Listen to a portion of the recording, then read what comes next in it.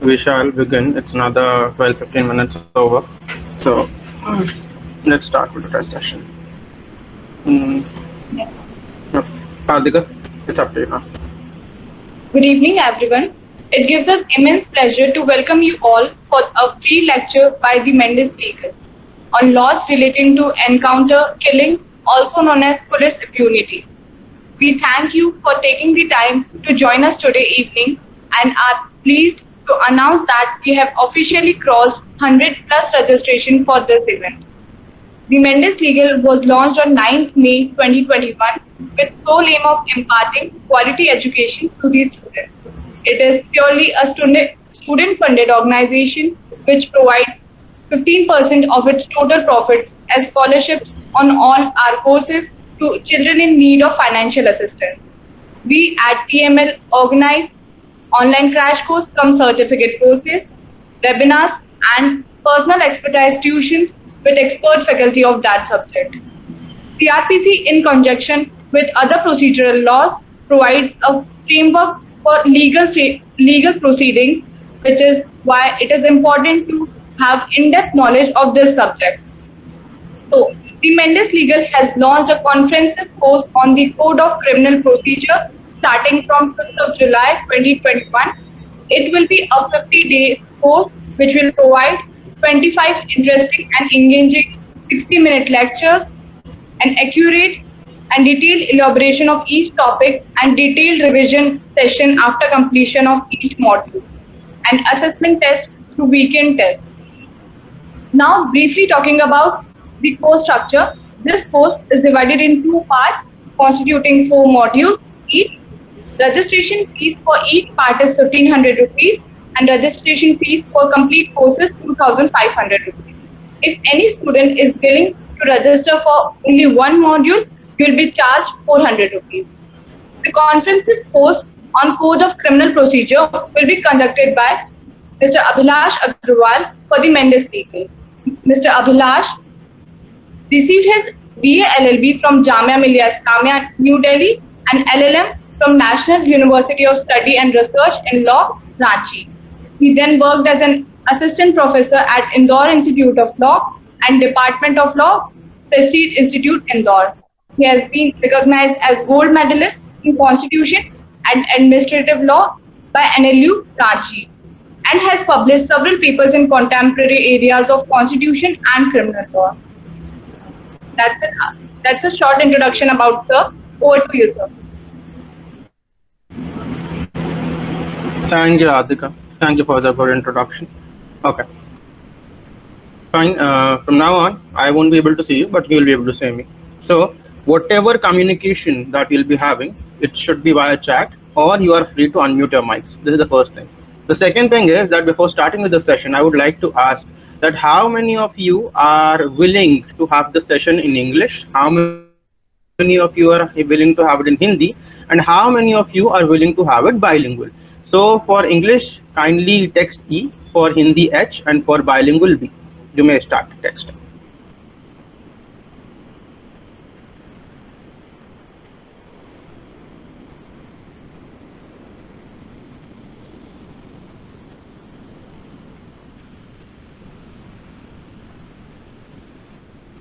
Okay, so I believe the B's are winning as of now.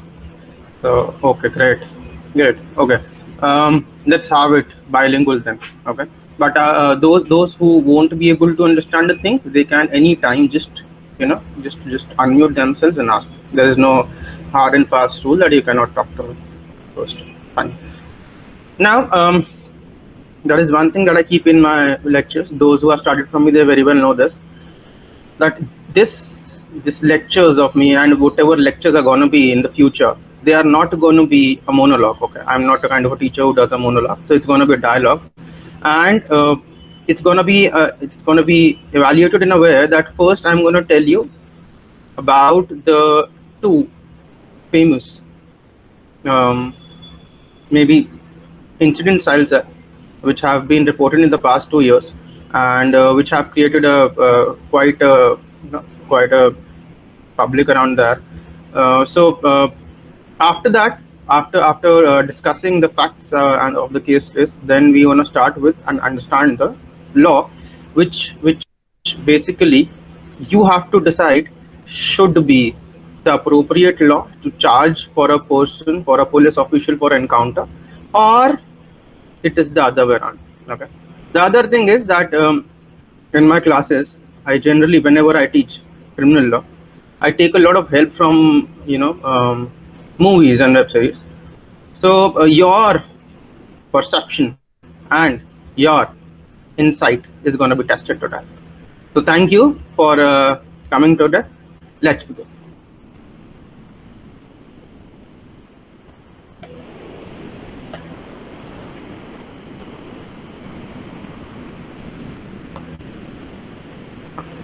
Is the screen visible to everyone?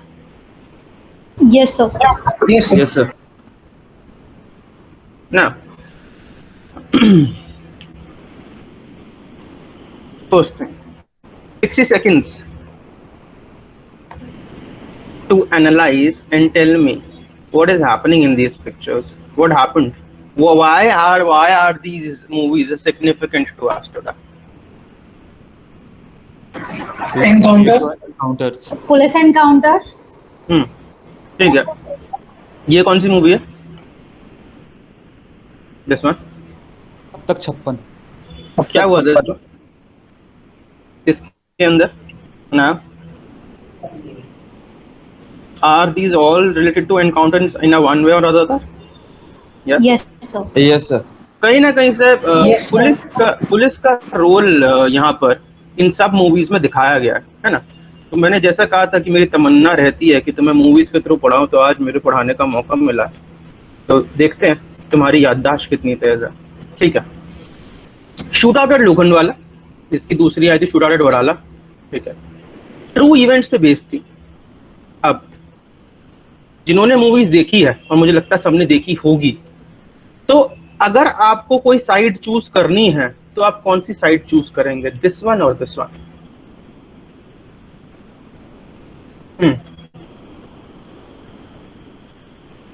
Which side should you be if you were to choose a side? Answer. Unmute and answer. मैं text नहीं देख सकता आप लोग, तो you have to unmute and answer. P for police, G for gangster. Yes. Starting. So police. Police. Anyone else? ऐसा भी है किसी को कोई साइड ही चूज नहीं करनी तो वो भी बता दो, कोई दिक्कत नहीं अपने को. Yes, sir. साइड ही चूज नहीं करने.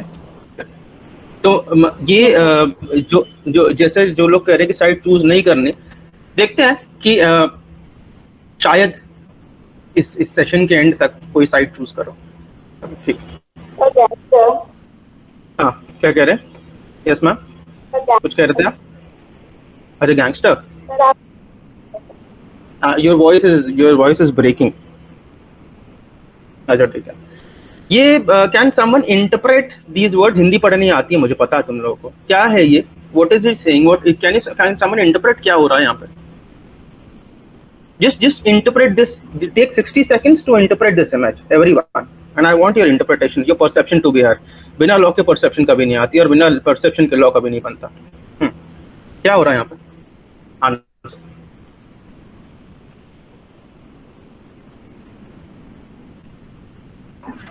सर आई थिंक एनकाउंटर बताया गया इसका है. मतलब है कि बोलिए. सर इसमें शायद से फेक एनकाउंटर बताया गया है कि मतलब कोई भी अपराधी है उसको सिर्फ ढूंढ के गोली मार दी गई है. अच्छा. और उसको सही प्रूव करने के लिए कि पहली फायरिंग और पहला सब जो चीज है वो उनकी तरफ से स्टार्ट हुआ है. Something like that. So maybe. बताइए. So maybe ये बोलना चाहता है कि अगर वो भी ये सोच के करेगा क्या सही क्या गलत है, तो ये जो क्रिमिनल्स को एलिमिनेट करने का काम है वो कौन करेगा? Maybe. Okay, so elimination of criminals you're talking about. Okay. Yes. Okay, fine.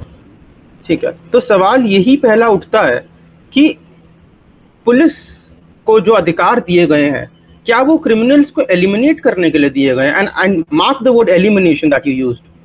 हाँ, क्या what the powers that have been given to a police officer are these powers given to eliminate the criminals? Yes or no? No, sir. No, sir. Prevent the No, No, sir. to prevent the crimes. The powers are given to eliminate the crime. Okay. Okay, exactly. The powers are given to eliminate. This is one good thing. Great, good perception. Power is given to eliminate the crime, not the criminal. One thing that is good. Now, यहाँ पर वो कहता है कि मैं भी अगर अच्छा बुरा सोचने लगा तो ये काम कौन करेगा? तो इसका मतलब ये है कि a person who is not thinking what is good or bad, तो या तो ये इंसान भगवान होगा या फिर ये इंसान हैवान होगा।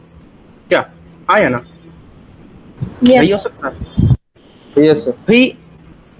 जो हमारा लॉज हैं, हमने उसमें एक, आपने कॉन्स्टिट्यूशन पढ़ा है और पढ़ भी रहे हैं जो बच्चे, तो आर्टिकल 21 का बड़ा इंपॉर्टेंट रोल देखते हैं, है ना, कि हर इंसान के पास every person has a life and liberty, life and personal liberty की बात आती है, but this personal life and liberty can be taken except as the procedure established by law.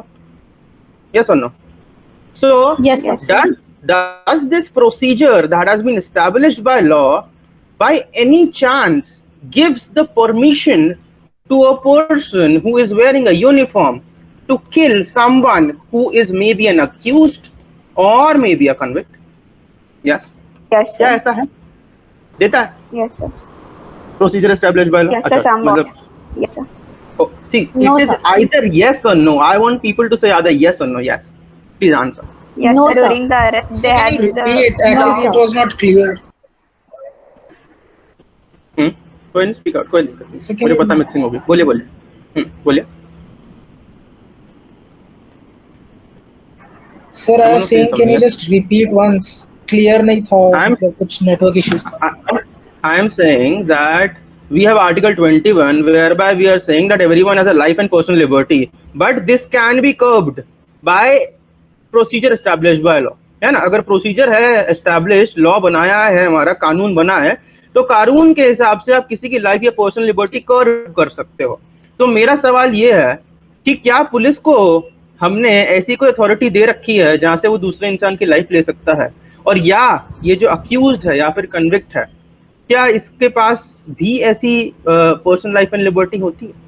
Yes और नो? Yes, sir. इनके Yes, पास sir. Personal life और liberty होती है accused के पास, और पुलिस के पास पावर नहीं होती है प्रोसीजर एस्टैब्लिश बाय लॉ के अंदर कि वो किसी की भी जान ले। अच्छा, उनके पास होती है कि किसी की Sir, भी in जान ले? arrest. नहीं होती। Sir, in special Private situations, defense. Private defense. in self defense, direct law पे पहुंच गए। अच्छा, डायरेक्ट ही आईपीसी खेलने लगे, बहुत अच्छी बात है। मतलब आप सेल्फ डिफेंस 96 से 106 खेल रहे हो ना, जनरल एक्सेप्शन पे आप। चलो, बहुत अच्छी बात है, ठीक है। अच्छा, सेल्फ डिफेंस की बात करते हैं। अच्छा, मुझे ये बताओ, बड़ा अच्छा सवाल है जो आगे भी हम देखेंगे। ये सेल्फ डिफेंस तो तुमने बोल दिया, तो ये सेल्फ डिफेंस किसके पास है? पुलिस के पास है कि अक्यूज के पास है, या दोनों के पास है? दोनों Sir, दोनों के पास है। दोनों के पास में। दोनों के पास है। तो अगर सेल्फ डिफेंस में पुलिस वाले ने अक्यूज को मार दिया, तो कैसे पता चलेगा कि इसने मारा तो वो सेल्फ डिफेंस में ही मारा, दूसरा So इंसान तो fact मर and चुका है। circumstances. अच्छा, सर पुलिस को पूरा फैक्ट बताना अच्छा। होगा क्या होगा। अच्छा, अब ये अच्छी चीज है कि फैक्ट एंड सर्कमस्टांसेस में दो ही लोग हैं, एक पुलिस वाला है और एक अक्यूज्ड है। तो सर, अब वो ये जो रूल है ना, facts and पहले पैर में गोली circumstances होंगे, मारेंगे। कौन बताएगा? अच्छा, ये भी अच्छी चीज बताई, किसने बताई? अच्छा, पहले पैर में गोली मारेंगे। अच्छा, ठीक है। तो ये चीज कहाँ लिखी है कि पहले पैर में गोली मारेंगे? anyone? सर ऐसा कहीं तो लिखी एक्सप्रेस होगी। नहीं भाई, नहीं अगर लिखा, इतना- लेकिन हेलो सर ऐसा हाँ। एक्सप्रेस नहीं दिया, हाँ। बट जब हम प्राइवेट डिफेंस पढ़ते हैं तो उसमें ये है ना टर्म कि आप उसको उतना ही हार्म कर सकते हो जितना नेसेसरी हो, तो जितना उतना बहुत अच्छी अटैक। बात बोले, बड़ी अच्छी बात बोले। तो इसका मतलब कि अगर सेक्शन 100 पे जाए तो वहां पर आता है right to cause death of a person, है ना, कि कब आप Yes. प्राइवेट एक्सटेंड इतना एक्सटेंड हो जाए आईपीसी में कि आप किसी की जान ले सको। तो एक तो चीज ये हो गई। तो अगर वो आपकी जान ले सकता है तो आप उसकी जान ले सकते हो। तो इसका मतलब कि अगर वो कोई ऑफेंस कर रहा था, या तो जिसकी पनिशमेंट डेथ थी, या फिर जिसकी पनिशमेंट लाइफ इम्प्रिजनमेंट थी, तो उस केस के अंदर आप भी अपना प्राइवेट डिफेंस एक्सीड करके उसकी जान ले सकते हो। इतनी बात, तो इसमें तो कोई दिक्कत नहीं है। किसी को दिक्कत है इस चीज में, कोई मिसकंसेप्शन तो पूछ लो। No sir. अब एक चीज तो ये हुई। अब दूसरी बात मैं कह रहा था कि यहाँ पर आपने बोला कि sir facts and circumstances depend करेंगे सेल्फ डिफेंस प्राइवेट डिफेंस है का नहीं। तो मैं ये कह रहा हूँ कि ये फैक्ट्स एंड सर्कमस्टांसेस बताने वाला कौन है? कौन बताएगा? ये कहानी कौन बताएगा? पुलिस जो किया है एनकाउंटर, तो पुलिस को जस्टिफाई करेगी, सेल्फ डिफेंस। अच्छा ठीक है, क्रिमिनल तो बताएगा नहीं सर। हाँ तो मैं वही कह रहा हूँ, अभी क्रिमिनल बताएगा नहीं, पुलिस बताएगी। तो पुलिस के हिसाब से क्या फैक्ट्स एंड सर्कमस्टांसेस नहीं हो सकते हैं सारे? सर अगर हो सकता है, पर जो पर उसके लिए पर्सन है inquiry नॉर्मल, उसको मिसएप्रोप्रिएशन हुआ कि पुलिस को वो नॉर्मल इंसान समझ रहा, तभी वो अपना प्राइवेट डिफेंस यूज कर सकता है। अगर पुलिस प्रॉपर यूनिफॉर्म जस्टिफाइड कर रहा है कि वो पुलिस है, तो प्राइवेट डिफेंस कैसे यूज कर सकता कोई पर्सन? अच्छा, ये भी अच्छी चीज बताई। अच्छा, मतलब यू आर टेलिंग मी कि sir if there is a criminal, ठीक है ना, और क्रिमिनल को पता है कि ये पुलिस है, तो वो पुलिस के ऊपर अपना प्राइवेट डिफेंस इस्तेमाल नहीं कर सकती, ठीक है ना। और अगर उसे नहीं पता कि पुलिस है, तब वो प्राइवेट डिफेंस इस्तेमाल कर सकती है। Is this statement true everyone? ये जो बोला इन्होंने, क्या ये चीज सत्य है? कैसा है? नो सर, जब तक नो सर, अगर वो उसका एक्ट मैलिश हो गया तो सर वो कॉम्पिटेंट नहीं है वो काम करने के लिए, वो प्राइवेट डिफेंस नहीं ले सकता। अगर वो लीगली कॉम्पिटेंट है, वो अथॉरिटी से काम कर रहा है, तो फिर ठीक है। ब्रिलियंट, बहुत ही बढ़िया चीज है। लीगल कॉम्पिटेंसी, लीगल कॉम्पिटेंसी का टर्म यहां पर आप देते हो कि अगर वो लीगली कॉम्पिटेंट है तभी वो दूसरे इंसान को हर्ट कर सकता, अरेस्ट कर सकता, डिटेन कर सकता। कहीं पर भी अगर पुलिस किसी को भी जाके उठा लेगी तो फिर ना ही पुलिस का होने का कोई मतलब, और दूसरा इसका मतलब एक बड़ा सिंपल टर्म है जिसको अब मैं जोड़ता हूं आपके अगले कॉन्सेप्ट, जिसको बोलते हैं रूल ऑफ लॉ, जिसकी एंटीथेसिस हम बोलते हैं आर्बिट्ररीनेस, है ना। अगर हमें वापस पुलिस स्टेट ही बनाना था, भाई सोशल वेलफेयर स्टेट 18वीं सेंचुरी में आपका आता है, 17 to 18 सेंचुरी के अंदर। अगर जूरिस्प्रूडेंस आपने पढ़ा होगा तो उसमें देखिएगा 17 to 18 सेंचुरी में सोशल वेलफेयर स्टेट का कॉन्सेप्ट आता है जिसको हम बोलते हैं लाजी फेयर स्टेट, ठीक है ना। अब इससे पहले जो स्टेट था उस स्टेट को हम बोलते हैं पुलिस स्टेट। जैसे कि आप एक छोटा सा एग्जांपल मैं आपको देता हूं जो हमारा ब्रिटिश इंडिया में था, राइट। तो अगर यही काम तो ब्रिटिश इंडिया में जो ब्रिटिश पुलिस थी उसने भी किया, जिसका मन किया उठा लिया, जिसको मन किया जेल में डाल दिया। तो सवाल यह आता है कि अगर पुलिस को हमने ऐसे ही अधिकार दे रखे हैं तो फिर सोशल वेलफेयर स्टेट बनाने का और संविधान बनाने का कॉन्सेप्ट क्या हुआ, क्यों बनाया? Are you getting my point? मेरा माइंडसेट समझ रहे हैं आप लोग? Can you please repeat it again? Yes sir. Okay, I am saying कि हमने जो आज का इंडियन कॉन्स्टिट्यूशन है वो सोशल वेलफेयर स्टेट के टर्म्स पे रख के बनाया, ठीक है। सोशल वेलफेयर स्टेट का जब तक कॉन्सेप्ट नहीं था, उससे पहले जो स्टेट हुआ करता था वो एक पुलिस स्टेट होता था और जहां पे मार्शल लॉ चलता था, जिसका मतलब कि जो चाहे जैसा चाहे, जो अथॉरिटी किसी के अगेंस्ट कुछ कर सकती है, उसे चाहे घर से उठाए, चाहे मारे, चाहे जेल में डाले, anything and everything without a due process of law, without the principal of natural justice being enshrined. तो अब सवाल ये उठता है कि अगर आज की पुलिस को हम यही कह रहे हैं कि हमने सेम अधिकार दे रखे हैं कि वो जिसको चाहे उठा ले, जिसको चाहे जो है कहीं डाल दे और जिसको चाहे एनकाउंटर कर दे, तो क्या हमारा जो सोशल वेलफेयर स्टेट का कॉन्सेप्ट है वो फ्रस्ट्रेट नहीं होता? सर लेकिन हमने ऐसे राइट्स दिए ही नहीं है ना। हमने अभी भी जो अपन आर्टिकल 21 पढ़ते हैं उसमें rule procedure establish by law है, तो उसमें ये क्लियर है कि आपके रूल आर्बिट्री नहीं हो सकते, आर्बिट्रीनेस के रूल नहीं बना सकते आप। तो सर ये वेलफेयर स्टेट का ही तो सर। ठीक है, हाँ बोलिए। सर वो जो पुलिस एनकाउंटर हुआ था हैदराबाद रेप केस में, सर वहाँ पे अभी आ रहा हूँ मैं, वहीं पे आ रहा हूँ, अभी वहीं पे आ रहा हूँ मैं, बिल्कुल मैं वहीं पे जोड़ा। बहुत अच्छा आपने बताया, मैं वहीं पे आ रहा था इसको लेकर, थैंक यू भाई। ये वाला यहाँ पे मुझे ये इस वाली मूवी का नाम बता दो, फिर मैं आगे चलूँ। Jolly LLB 2। बहुत बढ़िया, जॉली एलएलबी 2। इसको ध्यान से रखना दिमाग में आगे इसी पे खेलनी है पूरी कहानी हमें, ठीक है। अब Hyderabad rape case and murder case, अब जो मुझे बोल रहा था जरा इसके मुझे फैक्ट्स बता दो फटाफट, क्या हुआ था यहाँ पे? काफी आउटरीच थी इस टाइम पर। हाँ सर वो जो हैदराबाद रेप केस में sir we do not know for the fact that कि इट वाज अ प्लान मतलब मर्डर और it was an encounter because sir it was an encounter, people appreciated that and even some criticized. Sir, हमको तो ये पता नहीं है ना कि मतलब before they were presented before the court they were killed. Yes. और sir if the police were also act, हम ऐसे भी तो बोल सकते हैं ना कि encounter they wanted to kill them but they framed it as an encounter, so for that purpose they first shooted at the leg and all these things happened. ठीक है So, sir, इस केस में हम कैसे बोल सकते हैं कि नहीं, ये बात आपकी बहुत अच्छी आपने बताई, इस चीज को देखते हैं, बिल्कुल अच्छा बता। देखिए जैसे मैं आपको बताता हूँ कि इसके कहानी बताता हूँ मैं, है ना, नाट्य रूपांतरण करते हैं इसका, जिसको हम बोलते हैं कहानी, समझिएगा। 2019 के अंदर ये आपकी कहानी नवंबर के अंदर कहीं होती है, ठीक है, लेटर नवंबर के अंदर एक यंग वेटनरी फीमेल डॉक्टर होती है, ठीक है, and she is passing away on her scooty where by 4 accused lorry drivers होते हैं between the age of 20 to 24 years. Late at night एक यहाँ पे आपका जो है एरिया होता है, वहां पर यही एरिया है, वहां पर they rape her first and then because of some reason, क्या रीजन था नहीं था, उसके रेप करने के बाद उसे जिंदा जला दिया जाता है लड़की को। यंग डॉक्टर है, 26 साल की, कहीं पे 25 साल कहीं 24 साल बोला है, तो मैं उसमें वो फर्क हो सकता है, ठीक है।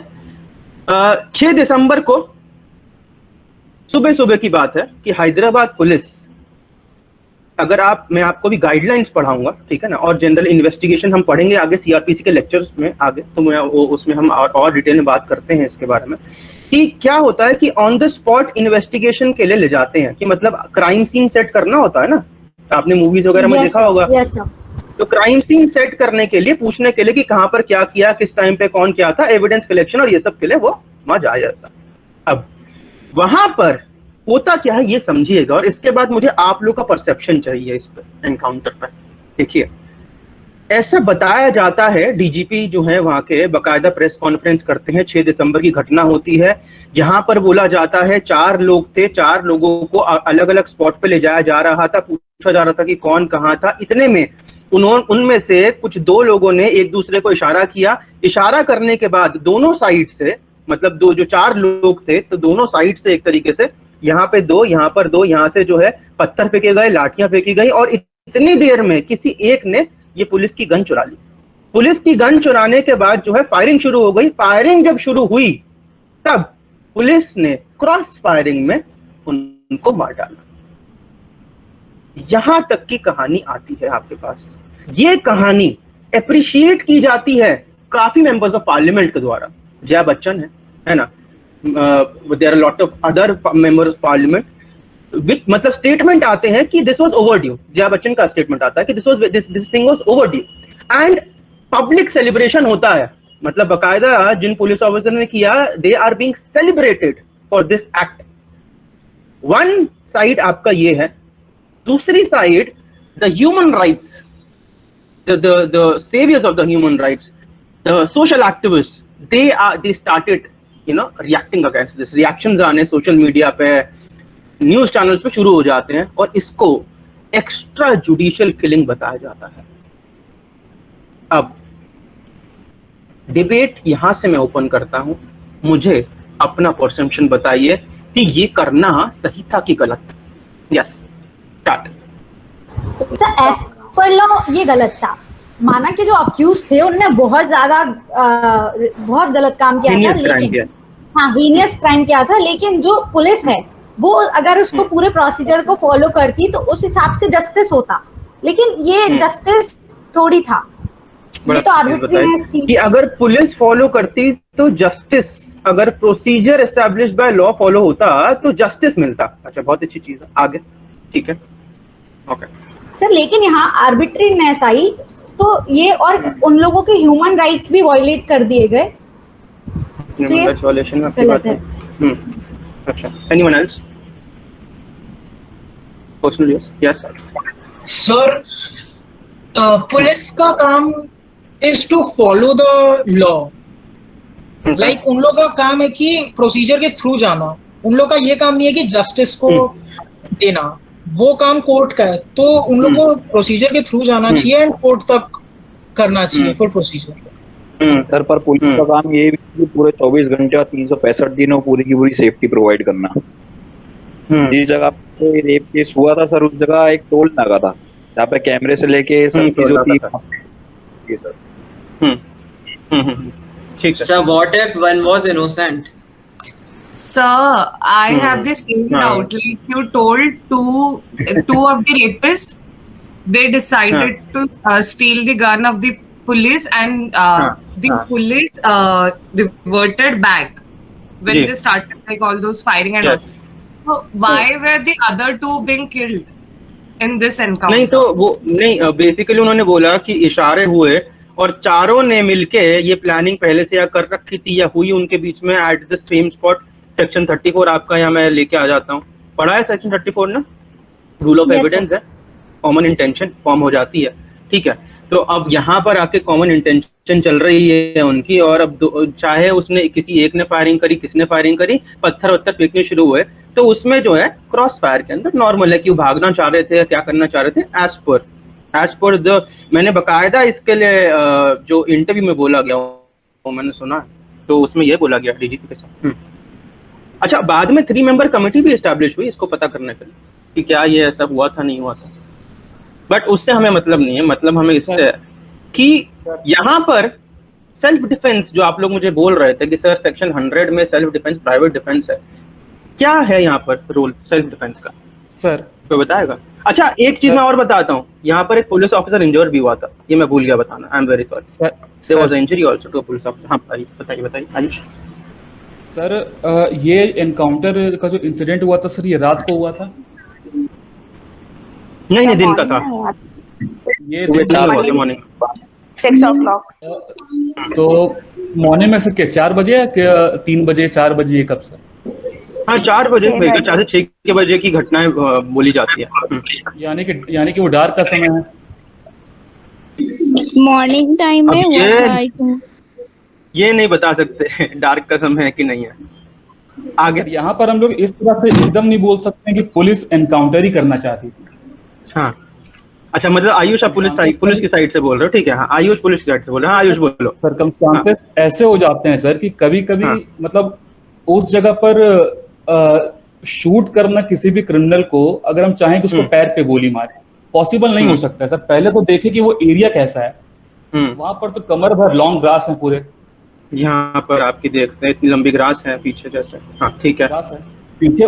और जहां तक जो गोली मारी गई है वो दूर से मारी गई है। पुलिस उस डार्क के समय में कैसे निशाना लगाए पैरों पे? अच्छा, ये आयुष जो खेल रहे हैं ये फैक्ट्स एंड सर्कमस्टांसेस बता रहे हैं हमको। He is playing on the facts and circumstances. Great. और सेकंड चीज सर, पुलिस को यहाँ पर हाईली मतलब स्टिंक्ट है कि दे आर दी मतलब अक्यूज्ड। पुलिस अंदाजे पर तो उठाई उन लोगों को, लेकिन वो उस अंदाजे का जो परसेंटेज है वो बहुत ज्यादा है। उस जगह पर पुलिस उस समय पर पुलिस अगर पैर पे शूट नहीं कर सकती, डार्क का समय है, तो छोड़ तो नहीं सकती वैसे क्रिमिनल को। अब ये चीज का आंसर मिलेगा जब हम आगे पढ़ेंगे। हाँ बताइए आप लोग। कोई और कुछ कह रहा था सर? जैसे ये बोला कि रात का समय था, आपने बोला एक अक्यूज के पास गन थी, वहां पे कम से कम 5 पुलिस ऑफिसर होंगे और एक अक्यूज के पास गन थी। वो अगर एक को शूट भी कर देते, उसकी गन खत्म हो गई थी, बाकी 3 को वो अरेस्ट कर सकते थे। वहां पे प्रोबेबिलिटी थी कि पुलिस के पास पावर थी, अगर वो चाहती तो उनको सबको मारने की जरूरत थी ही नहीं, वो कुछ लोगों को पकड़ के भी वापस ला सकती थी। लेकिन उनका मतलब ये बोलना नहीं चाहिए, पर हाँ ये उनकी पूरी प्लानिंग थी। और अगर ये 5 से मतलब अगर आप कह रहे हैं 4 से 6 के बीच में हुई, तो 5 बजे इतनी ज्यादा रोशनी हो जाती है कि दिखने लगता है। तो वो तो पूरी अगर देखा जाए तो पुलिस ने पूरी प्लानिंग करके किया। अगर वो एक अक्यूज को मार देते जिसके पास गन थी तो बाकी 3 तो वो पकड़ के ला सकते थे। चलो 2 को भी मार देते तो 2 तो बच सकते थे। तो उनने सबको एक साथ मार दिया। फिर नंदिनी, फिर यहाँ पर हम फैक्ट्स एंड सर्कमस्टांसेस पे खेल रहे हैं, लॉ पे तुम लोग नहीं खेल रहे। ठीक, अच्छा चलो ठीक है। हैदराबाद का अब रखते हैं, अब नेक्स्ट पे आते हैं। यहाँ तक हैदराबाद वाले में किसी को दिक्कत, इसको दिमाग में रखना। अभी जब लॉ बनेगा एकदम at the end of the day मुझे बताओगे तुम लोग कि सर यस या नो, है ना। दोनों साइड पे तुम्हें खड़ा कर दूंगा मैं, ये पक्की बात है। Next, interpret 60 seconds.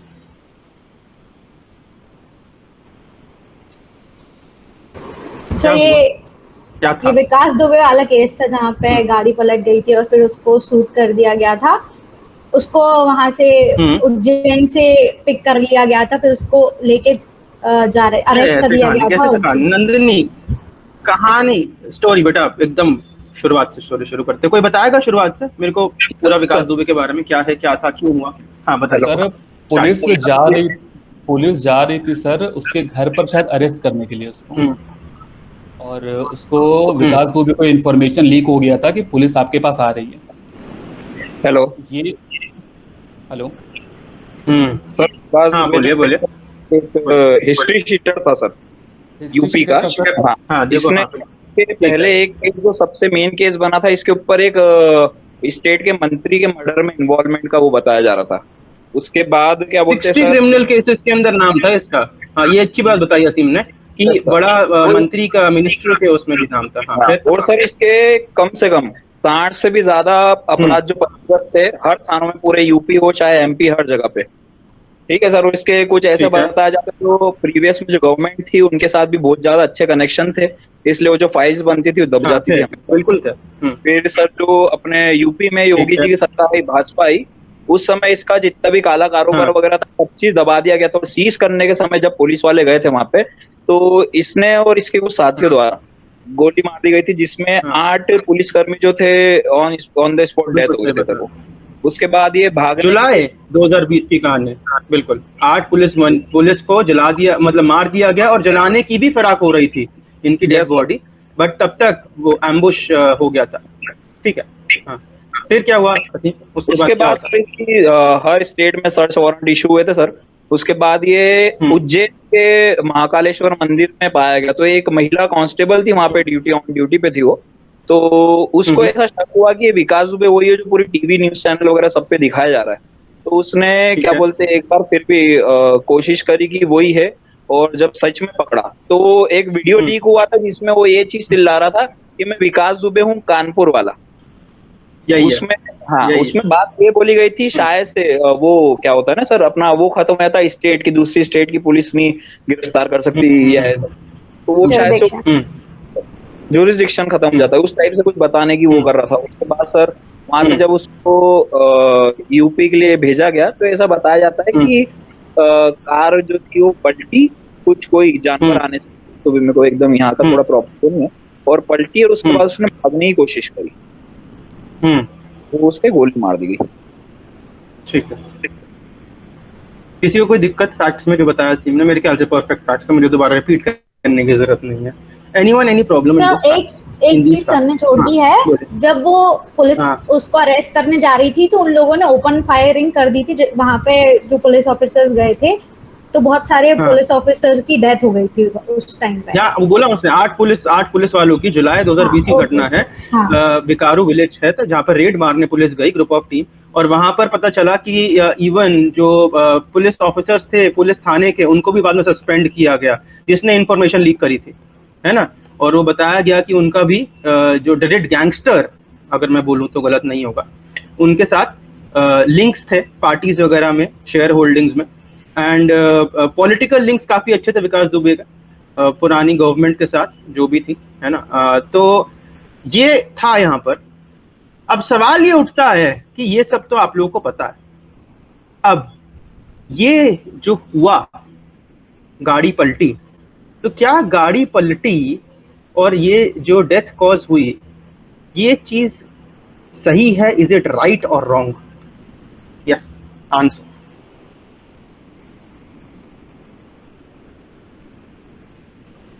हेलो, बोलिए। ये जो इंसिडेंट हुआ था सर, इसके बाद एक शायद से रिटायर्ड जज थे, उसमें एक कमेटी बैठी हुई ये जस्टिस चौहान ने इंक्वायरी कमीशन उठाई, 8 महीने लगी, और उन्होंने कहा कि यूपी पुलिस जो है वो गिल्टी नहीं है, no evidence have been found against the police की रॉन्ग डूइंग में, और वो निर्दोष है, क्लीन चिट दी गई। हाँ, क्या लगता है आपको? काफी मतलब इसी पे मुझे थोड़ा सा I want to probe you guys, what is your perception, be it legal or be it moral, I have no problem, but I want to know आपकी side of the story. Yes, right है sir. Sir wrong, गलत है sir. गलत है। बाकी लोग, I think we have around 30 people around us, they can speak out their friends। हाँ sir, सही है सर। और लोग जो सही के साथ जाते हैं और लोग जो गलत के साथ जाते हैं, यहाँ पर पहले ये वाले केस में राइट था, क्योंकि उसके पास ऑलरेडी कितने सारे ऑफेंसेस क्लेम करे गए थे और उस पे प्रोसीडिंग नहीं हुई थी, तो फिर समवॉट इस पर्टिकुलर केस के समवॉट राइट थे पुलिस ऑफिसर्स। अच्छा, इसमें राइट बता रहा हूँ। अच्छा, ठीक है। रॉन्ग क्यों है सर? वही, अगर कोई क्रिमिनल है, उसने कितने भी क्राइम किए गए हो, लेकिन उसके पास उसकी राइट टू लाइफ है, कोर्ट उसको जो भी है जस्टिस प्रोवाइड करेगी। उसने जो भी रॉन्ग डूइंग की है उसके लिए एक पूरा जुडिशरी चल रही है, वो अपने हिसाब से उसको पनिशमेंट देती, जो भी वो उसको अगर डेथ सेंटेंस भी दे देती तो वो राइट होता, क्योंकि वो लीगल, सब कुछ लीगल था। यहाँ पे उसके साथ तो इनजस्टिस, मतलब हाँ वो क्रिमिनल है सब कुछ, लेकिन एक तरीके साथ उसके ह्यूमन राइट्स और इनजस्टिस हुआ है, उसके साथ वायलेशन नहीं हुआ है। अगर वो भाग भी रहे थे और अगर वो सर वही है कि अगर वो उसको मार भी रहे थे तो वो उसको जरूरी थोड़ी तो जान से मार देते, पैर में मार देते, पकड़ लेते, कितना भाग जाता। हेलो, हाँ बोलिए सर। हाँ सर, मैं ये वाली चीज सही मानता हूँ कि अगर ऐसी एनकाउंटर होने लगे तो आने वाले समय जो होगा, तालिबान वो वापस आ जाएगा अपने देश में। और एक सर अपन देखते आ रहे कि रेप जो निर्भया, उसके बाद से बहुत सारी चीजें चेंजेस हुए लॉ में, इसमें, तो ताकि रेप कम हो। पर सर जो डर होना चाहिए वर्दी को लेके, सर वो आज भी खत्म नहीं हुआ है सर। आज क्या बोलते हैं, अगर एक अपराधी है सर, अगर वही अपनी वर्दी के ऊपर, और वो भी इतने सारे कांस्टेबल से ये सब था, उनको मार के उसने एक मतलब उनकी स्टेट में कैसा वो पैदा कर दिया खौफ, की आम जनता का पुलिस पे से, अपने शासन से, प्रशासन से, सबका वही खौफ जो था सिर्फ उसका ही उजागर हो जाता था। आज अगर ये वाली चीज नहीं दी जाती तो सर जहाँ तक कि मुझे पता है कि उज्जैन में उसने सरेंडर किया था, तो सर अगर उसको भागना होता तो तभी भाग जाता। तो सर वहाँ पे तो कोई सेंस ही नहीं बन रहा है कि पुलिस की गाड़ी पलटी और वो भागने की कोशिश कर रहा है। नहीं, सरेंडर नहीं, सरेंडर इसको नहीं बोलते सर। सरेंडर, चलो ठीक है, कोई नहीं, सरेंडर और उसकी बात, एम्बुश की और सरेंडर की बात नहीं है यहाँ पर। और कोई कुछ बोलना चाहता है इस पे? सर विदिक का पॉइंट बहुत सही है कि अगर वो भागना चाहता तो वो उज्जैन से भी भाग जाता, लेकिन फिर वहां से वो नहीं भाग सकता। पे खेलते हो। अच्छा चलो ठीक है, अब मेरी बात सुनो। देखो, ये जो डेटा है 2018 तक का डेटा है आपके पास, जो मैंने आपको स्क्रीन पर नजर आ रहा होगा, ठीक है। अगर आप नंबर देखें, यहाँ पे अलेज्ड फेक है, मैंने अलेज्ड वर्ड इसलिए मार्क किया क्योंकि ये कंफर्म नहीं है, अलेज्ड फेक एनकाउंटर्स है जो रजिस्टर हुए हैं सिंस 2000, ठीक है। तो सबसे ज्यादा अगर केसेस देखें तो उत्तर प्रदेश में 817, ठीक है, और उसके बाद अगर आप देखेंगे तो आंध्र प्रदेश में आता है। सबसे कम जो है वो ये वाला एरिया है, JNK, Karnataka, Meghalaya, Kerala, Tripura, Himachal Pradesh, Andaman Nicobar. Middle areas में आपके this and these are the highest rated. अब ये है आपका ग्राफ 2017 से 19 का यूपी का। टेक 60 सेकेंड्स टू इंटरप्रेट कि यहाँ हो क्या रहा है, क्या बताया जा रहा है इसमें।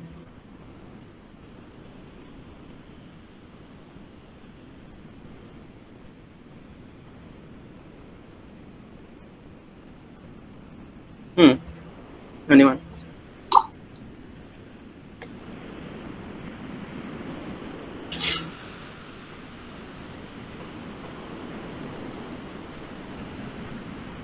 धन्यवाद।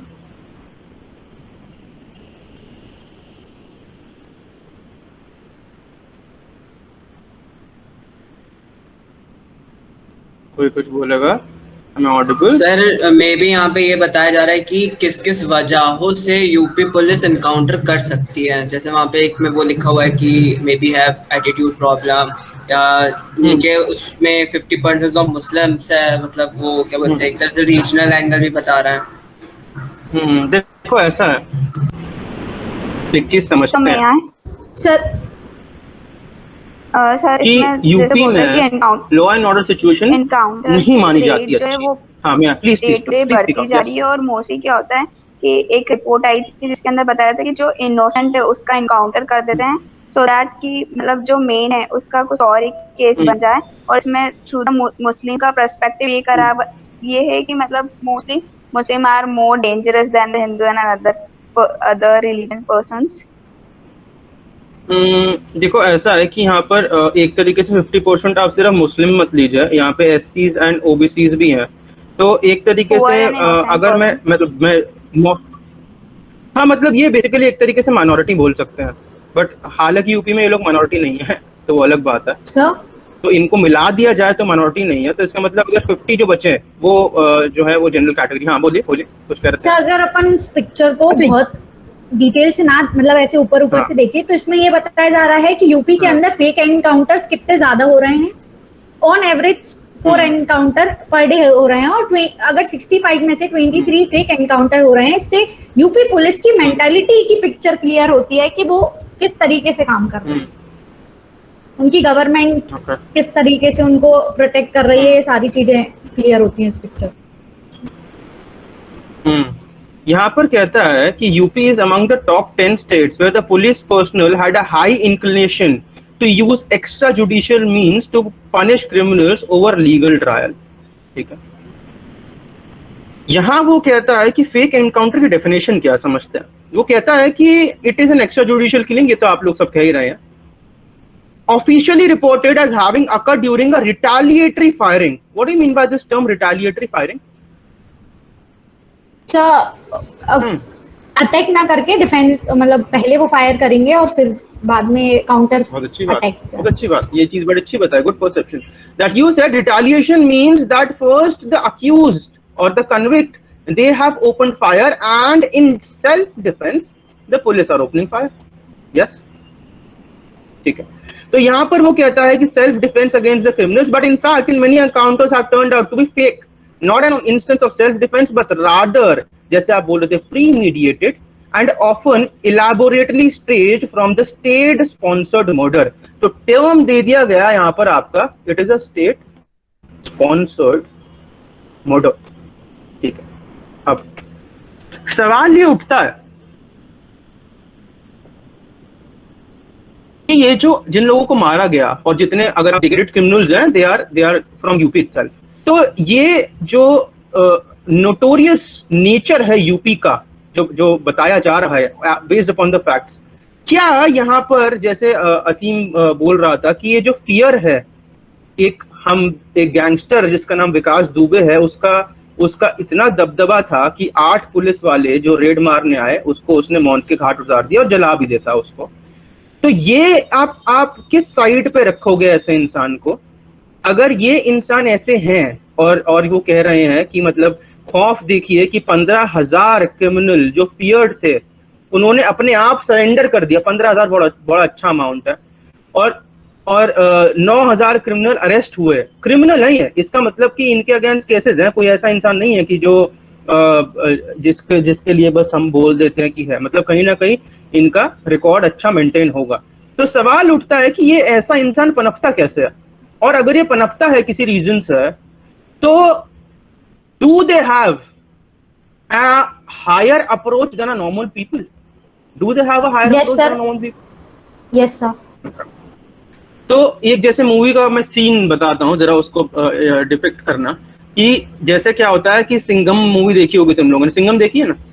Yes sir. यस सर, बहुत अच्छी बात है। आप सिंघम देखते हैं। देखो यहाँ पर सिंघम में जब वो अजय देवगन जाता है पकड़ने के लिए, तो उसने कहा कि 10 मिनट दे, 10 मिनट के अंदर मैं इस जेल से बाहर निकल के आऊंगा, ठीक है ना, और तो यहीं खड़ा रहेगा और तेरी वर्दी भी उठ रहेगी, है ना? होता नहीं होता? तो अब सवाल ये आता है कि क्या इतना अधिकार किसी इंसान को जो खुद लॉ ब्रेक करके, और उसे पता है और वो उस चीज को गर्व से बोल रहा है, and the person who has by और या फिर अपॉन अपनी लाइफ पे वो उसको बचा के ला रहा है, तो वो उसको इस तरीके से जैसे बताता है, तो ये चीज किस हद तक सही है? सही है, गलत है। और गलत है, और मेन कहानी और की है। इसके बाद फिर क्या करना चाहिए? ऐसे एक टर्म यूज करते हैं जिसको बोलते हैं संरक्षण। हाँ बोलिए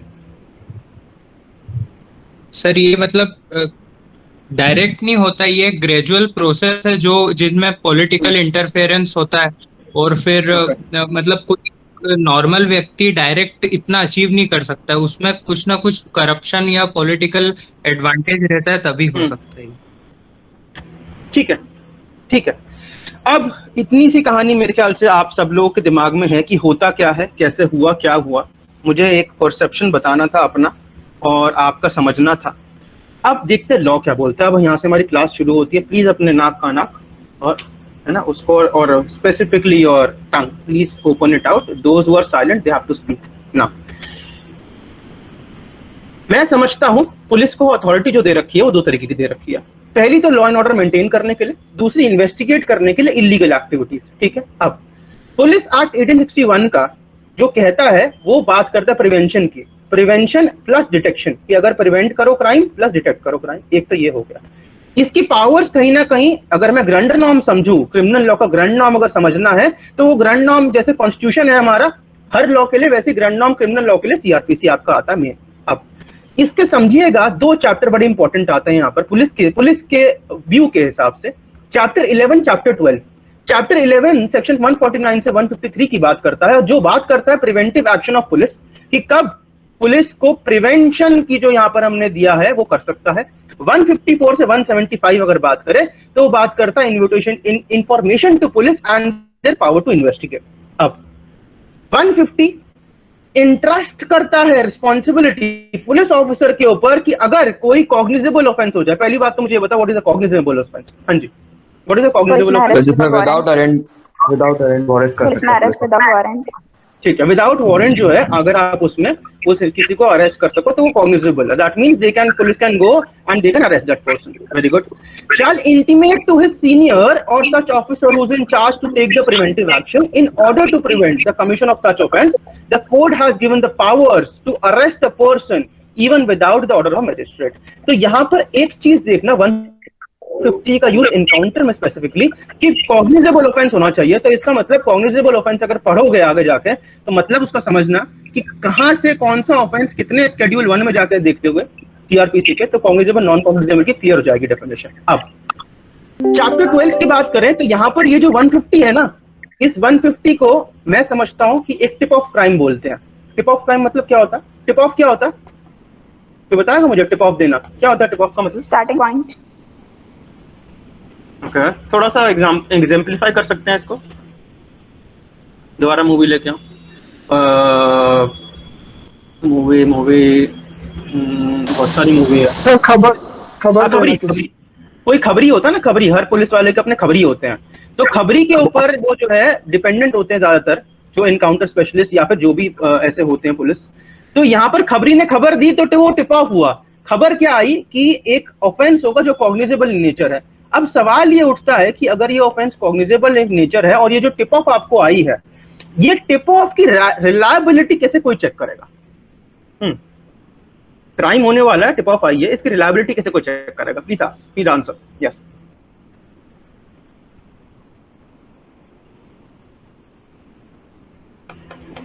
सर इन्वेस्टिगेशन। ओके, यहाँ पर देखो टिप ऑफ में इन्वेस्टिगेशन, अच्छा नहीं, इन्वेस्टिगेशन तो बाद में होगी। अभी तो जो टिप ऑफ मिला है वो शायद इन्वेस्टिगेट करने के लिए ही मिला है, पेंडिंग इन्वेस्टिगेशन है, पूरा करने के लिए मिला है। बट उसके बीच में कोई ऐसा खबर आती है कि अब एक गैंग वाला बाहर निकल गया है और वो is in open, history sheeter है, ओपन है, अगर आपको पकड़ना है तो अभी जाके आप पकड़ सकते हो। ऐसा काम हो रहा है और उस दौरान जो है हिस्ट्री शीटर को पकड़ने के दौरान उसकी मौत हो जाती है। तो सवाल ये उठता है कि यहाँ पर जो पुलिस ने किया क्या वो प्रिवेंशन ऑफ क्राइम है या नहीं?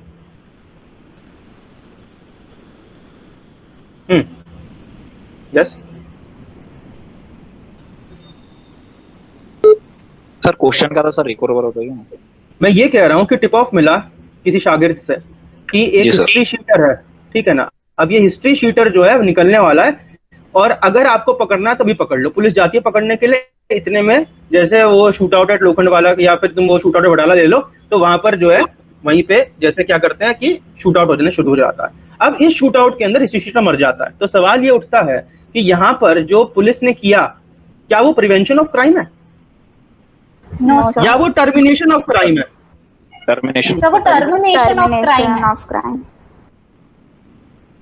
Termination of crime. कोई इंसान जो कहता है कि सर प्रिवेंशन ऑफ क्राइम है, anyone? I have no problem. Anyone you can take. Depend करता है ना वो कि प्रिवेंशन ऑफ क्राइम है या टर्मिनेशन ऑफ क्राइम है।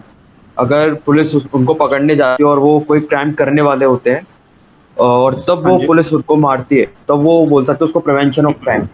बट अगर वो जो एक्यूज पर्सन है या जिसके बारे में टिप मिला है कि वो क्राइम करने वाला है और वो जब तक क्राइम नहीं करता और उसके पहले पुलिस मार देती है, तो वो टर्मिनेशन ऑफ क्राइम है।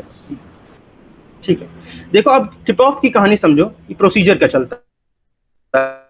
प्रोसीजर कहता है कि अगर आपको टिप ऑफ मिला है तो पहली बात तो रिपोर्ट करोगे क्राइम के बारे में, गार्डिंग प्रोटेक्ट करोगे सीन ऑफ क्राइम को, विटनेस को कॉल करोगे और नोटिस सर्व करोगे अक्यूज्ड के ऊपर। इसके बाद जाके आपकी कहानी पूरी होगी, एक चीज।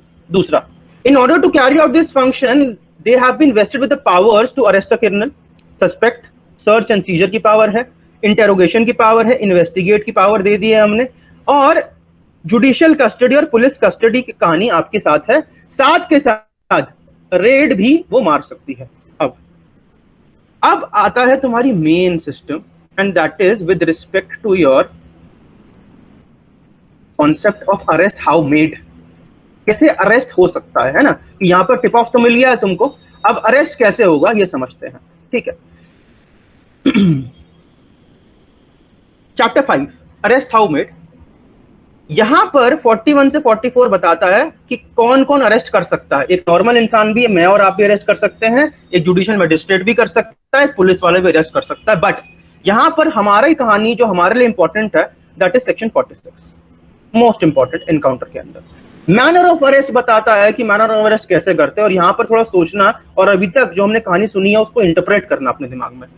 पहली चीज, अरेस्ट की डेफिनेशन एज इट इज कहीं नहीं दी गई है, बट आर शहरी वर्सेस स्टेट ऑफ यूपी के अंदर बताया गया कि arrest in simple terms be stopping a person and restraining his movement and detaining him with a valid legal authority.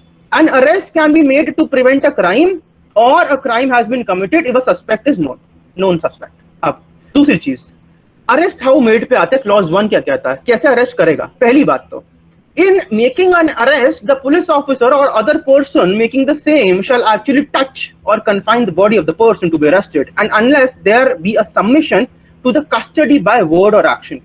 ये वाला कोई मुझे बताएगा, can someone interpret this sentence for me? क्या बोल रहा है यहाँ पर ये?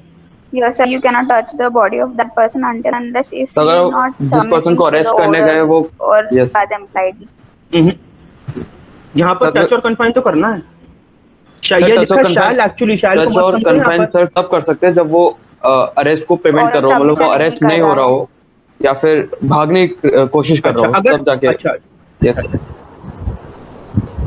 अच्छा मैंने अगर मैं पुलिस वाला हूँ, मैंने बोल दिया कि यू आर अंडर अरेस्ट, तो क्या वो इंसान अरेस्ट हो जाएगा? Suppose I am a police officer and you are there and I tell you you are under arrest and you have a right to remain silent, whatever you will say shall go against you। ये होती ना पूरी law, है ना। तो ये जो term मैं कर ली, have I confined your liberty, is it true?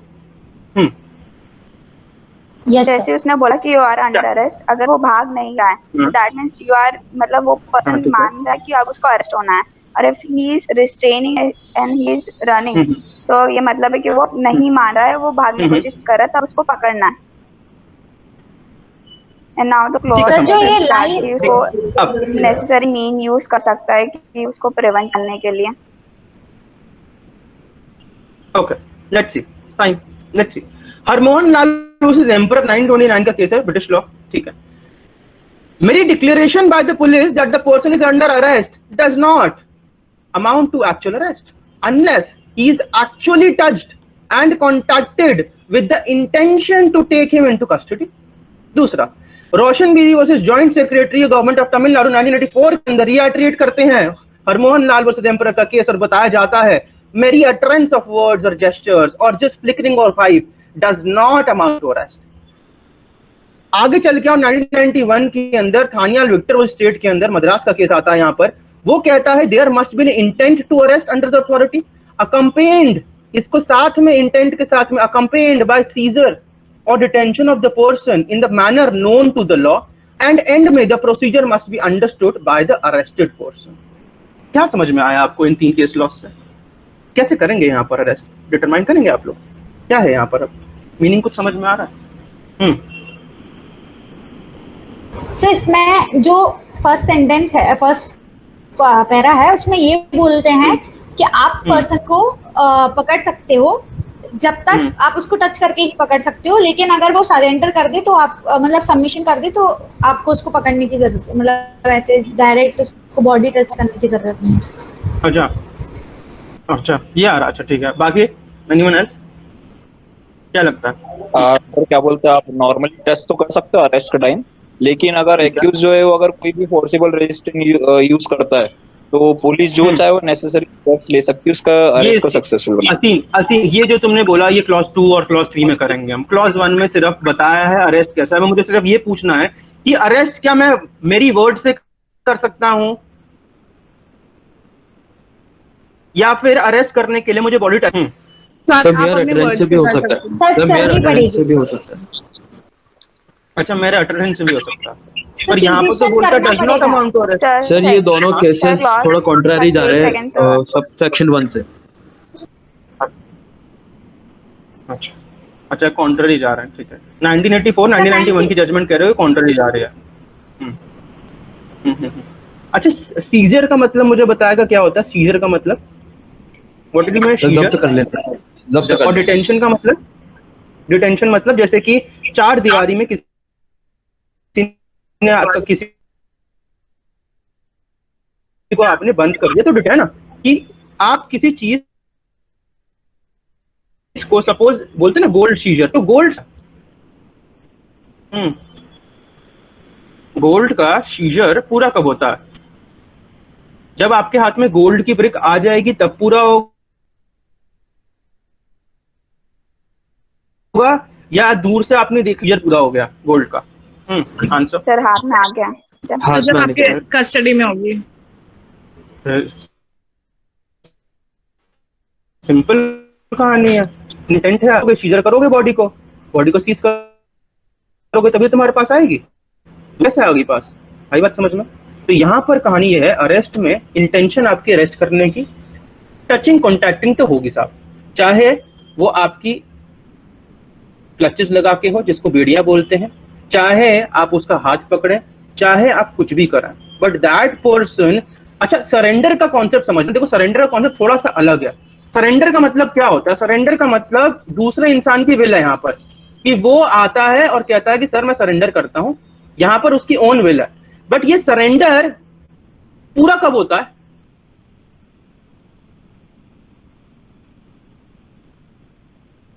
when does this surrender? Sir जब आपकी कस्टडी में आ जाए. When is surrender completed basically? बता सकते हो आया? हाँ एग्जैक्टली जब कस्टडी में चला जाएगा वो. जब वो कस्टडी में चला जाएगा ना तो कस्टडी मतलब डिटेंशन. एम आई राइट और रॉन्ग? आई बात समझ में? भाई सरेंडर पूरा कब होगा? जब वो कस्टडी में चले जाएगा, पुलिस वालों से कस्टडी में ले लेंगे और वो इसका कस्टडी को बोल सकते हो डिटेंशन है एक तरीके से. आ रही बात समझ में? तो कुछ भी करके आप या तो टच करके उसकी बॉडी कन्फाइन करो या फिर उसे 4 दीवारी में डालिए कन्फाइन करो. अगर ऐसा हुआ तभी वो पर्सन अरेस्ट में माना जाता है. मैं क्लियर तक बात समझ में आई आप लोगों को? यस और no? Hello? Yes sir. Yes sir.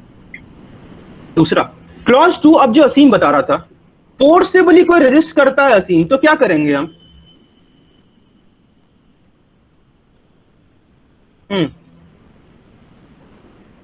Hello. If someone is forcibly resisting that, what shall we do?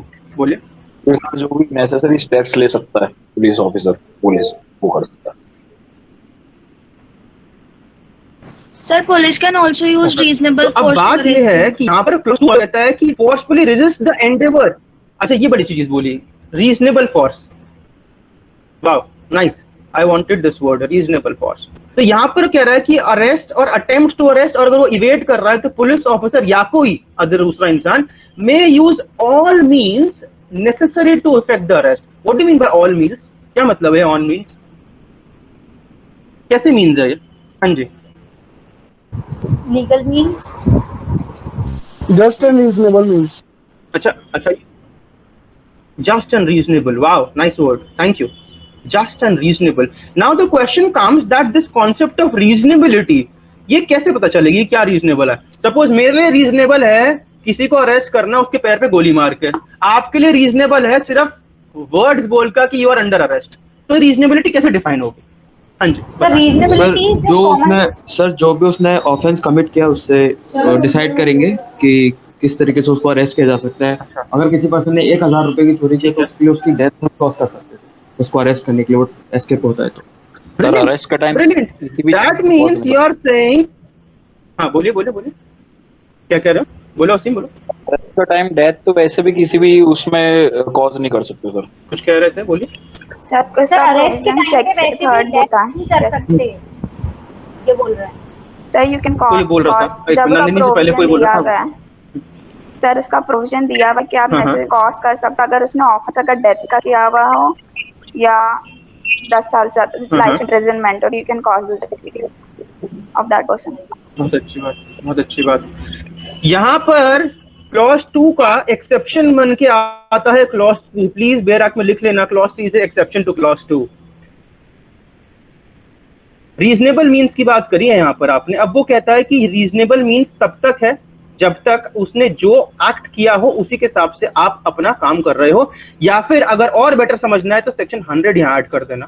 ठीक है, जो कहता है कि अगर आपको डेथ करने का कॉज कब है, जब उसने आपके अगेंस्ट ऐसा कुछ काम किया हो जिससे आपको ऐसा लगता है कि आपकी डेथ हो सकती है, या फिर ऐसा कोई हिनियस क्राइम हो सकता है जिसकी इम्प्रिजनमेंट लाइफ इम्प्रिजनमेंट भी है. अब right to cause death of a person who is not accused of an offense punishable with death or imprisonment for life. इसका मतलब कि यहां पुलिस ऑफिसर को हमने बोला कि तुम किसी की डेथ नहीं कर सकते अगर उसने ऐसा कोई ऑफेंस ही नहीं किया जिसकी पनिशमेंट या तो डेथ हो या फिर एलआई हो.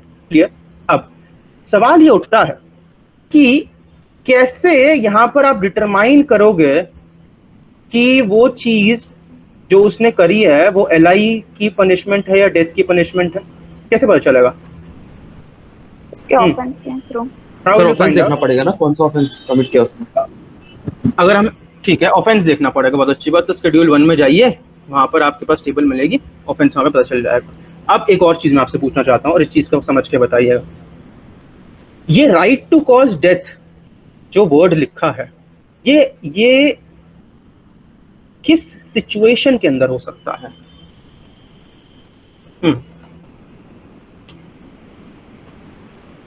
सर जब वो रिस्ट्रेन करे अपने अरेस्ट को, किस सिचुएशन में हो सकता है? सर एस्केप करने की कोशिश करें. किसके लिए जाएंगे आप? आईपीसी के पास घूम के 224, 225, 225. हाँ ठीक है ना. रेजिस्टेंस और obstruction to lawful arrest of a person. एक और सेक्शन समझना यहाँ पर, ये क्लॉज 3 का एक्सेप्शन बता रहा हूं मैं. सेक्शन 49 यहाँ पर क्या बोल रहा है समझो. अब सीआरपीसी का है, ये आईपीसी का नहीं है. The person arrested shall not be subjected to more restraint than is necessary to prevent his escape. क्या मतलब हुआ इसका? तो मतलब उसने जितना फोर्स यूज किया है आपको उतना ही करना है. आप अपने पावर से ज्यादा, मतलब सिचुएशन से ज्यादा नहीं कर सकते. जैसे वो भाग रहा है, अगर आप उसको पकड़ सकते हो तो आप उस पर गोली नहीं चला दोगे रोकने के लिए. ओके. अच्छा, जो भाग रहा है उस पर आप गोली नहीं चला दोगे. अच्छा. ओके. क्या ये बात सही है? सर अगर वो आप उसको नहीं, सर अगर आप उसको पकड़ सकते हो बिना गोली चलाए तब नहीं चलाएंगे. अगर आप नहीं पकड़ सकते तो चला देंगे. ठीक है. तो ये जो ये डिटरमाइन कौन करेगा नंदिनी कि गोली चलानी है कि नहीं? सर फैक्ट एंड सर्कमस्टेंसेस पे डिपेंड होगा ना वो तो। और फैक्ट एंड सर्कमस्टेंसेस इंसान के होते हैं या सिचुएशन के होते हैं? सिचुएशन, पुलिस ऑफिसर डिसाइड करेगा। सिचुएशन फैक्ट्स एंड सर्कमस्टेंसेस, हाँ सर सिचुएशन के होते हैं। दूसरा इंसान नंदिनी के अलावा कौन, क्या बोला आपने, कुछ दोबारा बोलेंगे? सर मैं बोल रहा हूँ पुलिस ऑफिसर डिसाइड करेगा, जो पुलिस ऑफिसर है वही अरेस्ट करने जा रहा है। समझते हैं इस चीज को? Yes sir. Police officer decide करेगा। Basically you are saying that this depends upon the person, not the situation in our. ठीक है, अब एक और चीज समझना सर। हेलो सर, ये तो नोटिफिकेशन आता है भी। हाँ बोलिए। हेलो सर, अगर सिचुएशन नहीं और पुलिस ऑफिसर करेगा तो आर्बिट्रीनेस नहीं आ जाएगी? अगर पुलिस अपने मन से कुछ भी करने लगी तो सिचुएशन बना देके, तो पुलिस ऑफिसर सिचुएशन को देखते हुए करेगा ना। हाँ, ये पुलिस ऑफिसर को देखते हुए ही करेगा। 1993 में क्या हुआ था? Why is this year important for us? Can someone tell me? 1993 में क्या हुआ था? Mumbai serial blast. बहुत बढ़िया। क्या हुआ उसके बाद, बॉम्बे ब्लास्ट के बाद क्या स्थिति बदली? राइट्स होने लगे थे सर मुंबई में। और इसके अलावा सीरियसली, मतलब तुम लॉ के बच्चे हो, तुम बॉम्बे का 1993 का तुम्हें अंडरवर्ल्ड की कहानी नहीं पता। इतनी मूवीज बन चुकी है इस पर, जितनी मैंने अभी तुम्हें दिखाई, ये कंपनी वगैरह सब उसी पे बेस्ड है। Gangs were very much active, है ना? गैंग्स एक्टिव थे बहुत ज्यादा, एंड पॉलिटिकल स्मगलर्स वगैरह, ये देवर मतलब उस टाइम स्मगलिंग पैरामाउंट चीज, मतलब बहुत जबरदस्त चल रही थी। तो अब पुलिस वालों ने, अगर तुम्हें याद होगा, अगर शूट आउट एट वडाला देखी है ना, तो यहाँ पर अगर उस याद होगा उसका अनिल कपूर का रोल अगर प्ले समझना, तो यहाँ पर अब वो कह रहा है कि अब पुलिस वाले जो है वो चूड़ियां हाथ में पहन के नहीं बैठे रहेंगे। अब जितना लोहा है उतना लोहा उसमें डालेगा, है ना? ऐसा कुछ डायलॉग था, याद है कि नहीं याद? अब इतना बोला रहेगा, बंदूक की गोली में इतना पीतल रह गया कि उतारूंगा तो जीवन भर आयरन की कमी नहीं होगी बॉडी में। यही चीज, तो यही कॉन्सेप्ट यहाँ से आया। बट अब ये समझना, और इसके साथ एक वेब सीरीज जोड़ना, नेटफ्लिक्स पे आई थी बैच ऑफ 1987 करके, जिसमें बॉबी देओल था। देखिए किसी ने? वो क्लास ऑफ 83 देखा सर? हाँ, क्लास ऑफ 83। वो उसका थोड़ा सा आउटलुक बताओ मुझे, क्या हो रहा था उसमें? सर उसमें उसका सार वही है कि उसमें बोला गया है कि लॉ को, ऑर्डर को मेंटेन करने के लिए लॉ तोड़ना ही पड़ेगा कभी ना कभी। अच्छा, बड़े अच्छे डायलॉग अच्छा बोला है आयुष तुमने, कि law to maintain the law you have to break the law. हाँ, to maintain the law you have to break the law. उस टाइम ऐसा हो रहा था, कह सकते हैं। तो अब सवाल उठता है कि ये जो ब्रेक द लॉ, और ये ब्रेक द लॉ की पावर मिलती है यहाँ पर 46 क्लॉज 3 से, तो ये पावर कितनी हद तक जायज हुई, इसकी समझते कहानी। अब असली केस लॉ और एनकाउंटर के प्रोविजंस कहां से चलते हैं वहां से समझना। पहला केस जो आता है, please be careful, listen carefully now. Andhra Pradesh civil liberties committee versus government of Andhra Pradesh 2009 का केस आता है। 5 जज कॉन्स्टिट्यूशनल बेंच यहाँ पर लेती है केस, और यहाँ पर बोलते हैं कि illegal killings by policeman have been taken place with the liberty. Liberty जो है वो ले जा रहे हैं, उसकी वजह से गलत काम हो रहा है। अब the court further made it compulsory to charge the policeman with culpable homicide in every case of pulling encounter killing. यहाँ बोल दिया गया कि कल को अगर कोई पुलिसमैन फेक एनकाउंटर में चार्ज होता है तो उसके ऊपर किसकी कौन सा चार्ज लगेगा? Culpable homicide. Section culpable homicide का 299 ठीक है, 299 304। बहुत अच्छा बच्चा, एकदम परफेक्ट आईपीसी वाले बच्चे हो मेरे। ठीक है, अब नेक्स्ट कहानी शुरू होती है पीओसीएल की। देखो पीओसीएल की कहानी अभी की नहीं है, 1997 से चलती आ रही थी ये कहानी। पहले ये तुम्हारा जो है हाई कोर्ट में गई, वहां पर भी हुआ, बट इनको लगा पीयूसीएल वालों को काम सही नहीं चल रहा। पीयूसीएल किसकी है? प्रशांत भूषण इस केस के अंदर लड़े थे, ठीक है ना। And this was a PIL that was filed, ठीक।